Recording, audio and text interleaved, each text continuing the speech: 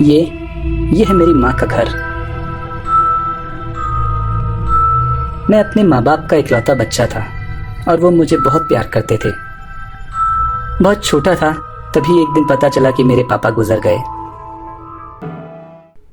शादी के बाद मैं दूसरे शहर में शिफ्ट हो गया और माँ से थोड़ी दूरियां बन गई, पर हम अक्सर वीडियो कॉल कर लेते थे। पर देखो ना, बहुत दिनों से मैंने उनको फोन तक नहीं किया। अपने काम और बच्चों के एग्जाम्स में इतना बिजी हो गया था कि माँ का ख्याल ही नहीं आया। फिर एक दिन मुझे पता चला मेरे पड़ोसी ने मुझे फोन करके बताया कि मेरे घर में से कुछ दुर्गंध आ रही है और डोर लॉक्ड है। मैंने कहा ऐसा कैसे हो सकता है, माँ तो अंदर ही होगी। मैंने फौरन फोन काट के माँ को फोन किया।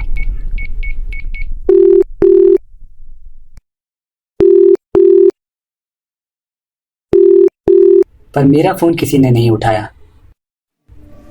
अब मुझे थोड़ी चिंता होने लगी।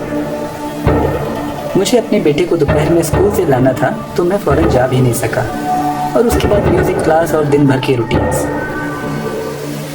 मैंने पड़ोसी को बता दिया कि कल सुबह तक आके चेक करता हूँ। मेरे मन में गुस्सा और चिंता दोनों थी। माँ फोन क्यों नहीं उठा रही है?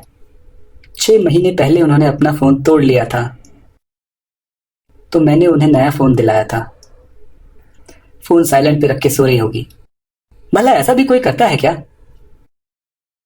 माँ से अभी 1 महीना पहले ही तो बात हुई थी। माँ को पेंटिंग करने का शौक है। कुछ खास नहीं बनाती, यूं ही वक्त काटने के लिए कुछ बना लिया करती थी। बोल रही थी कि मेरी याद आ रही है। मैंने उनको बोला था कि एग्जाम्स चालू हैं तो खत्म होते ही मिलने आऊंगा, और उस बात को काफी वक्त बीत गया। मुझे ख्याल ही नहीं रहा। तो फिर दिन भर का काम निपटा के मैंने सुबह सुबह निकलने की तैयारी कर ली। मैंने सोचा कि अकेले ही जाऊंगा और अगले दिन शाम तक वापस भी आ जाऊंगा।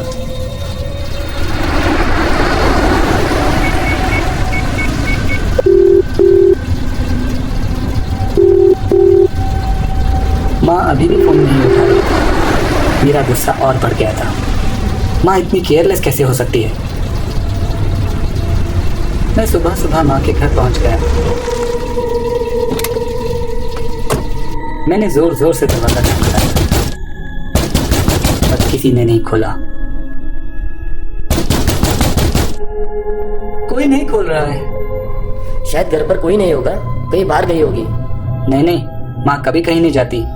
तो फिर तो ताले वाले को ही बुला सकते हैं। तो थोड़ी देर में एक ताले वाले ने आके दरवाजा खोल दिया। दरवाजा खोल के जब मैं अंदर गया तो अंदर से बहुत बुरी बदबू आ रही थी। कुछ समझ नहीं आ रहा था। अजीब सी बड़ी बड़ी मक्खियां सब जगह थी। मैं घबराहट में माँ को आवाज लगाने लगा। माँ, माँ, माँ कहाँ हो? किसी ने जवाब नहीं दिया। माँ शायद वहां नहीं थी। और जब मेरी नजर कोने में रखी उनकी रॉकिंग चेयर पे पड़ी तो मैं सन्न रह गया। उस पे माँ बैठी थी बिना हलचल के। वो देख के मेरे दिल की धड़कन जैसे रुक सी गई। मैं फौरन भाग के उनके पास गया और उनको उठाने के लिए उनको जरा हिलाया तो वो एक तरफ झूल गई। मैं घबरा के फौरन पीछे हट गया। मैं समझ चुका था कि माँ मुझे छोड़ के जा चुकी थी। मेरी आंखों से आंसू बहने लगे, पर मुंह से आवाज नहीं निकल रही थी। मुझे पता नहीं क्या हो रहा था। मैं अपने आप से जूझ रहा था। अचानक मैं खुद को अनाथ महसूस कर रहा था। मैं फूट फूट कर रोने लगा। जिस माँ ने मुझे बचपन से पाला पोसा, मैं उसके आखिरी वक्त पे भी उसके साथ नहीं था। डरते हुए मैंने माँ का चेहरा देखा। सूख सा गया था। शायद कई दिन हो गए होंगे। अरे बाप रे, रुको रुको, छूना मत। मैंने सुना है पहले पुलिस को बताना पड़ता है। दूर हट जाओ। अब मैं उसी कमरे में पड़ा पड़ा रो रहा था। माँ की बहुत याद आ रही थी। जो शरीर मेरे सामने पड़ा था अब वो अपना सा नहीं लग रहा था। थोड़ा और गौर से देखा तो माँ के हाथ में ब्रश दिखाई दिया। वो मेरी तस्वीर बना रही थी जो अब जमीन पर पड़ी हुई थी। मेरी माँ मुझे याद करते हुए मर गई और मुझे हिचकी तक नहीं आई।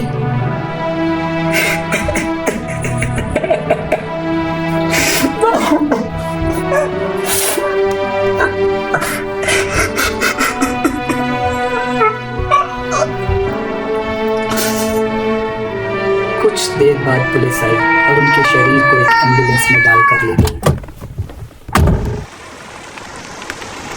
बोले पोस्टमार्टम होगा। घर को ताला मारा और मुझे 2 दिन बाद आने बोला। खैर वो सारा प्रोसेस हो गया और अब कुछ दिन बीत चुके थे। कल रात माँ की बहुत याद आ रही थी। उनकी तस्वीर से काफी देर तक बात की। मुझे नहीं पता था कि माँ भी मुझको याद कर रही होगी। लेकिन अचानक रात में मेरी आंख खुली और मैंने देखा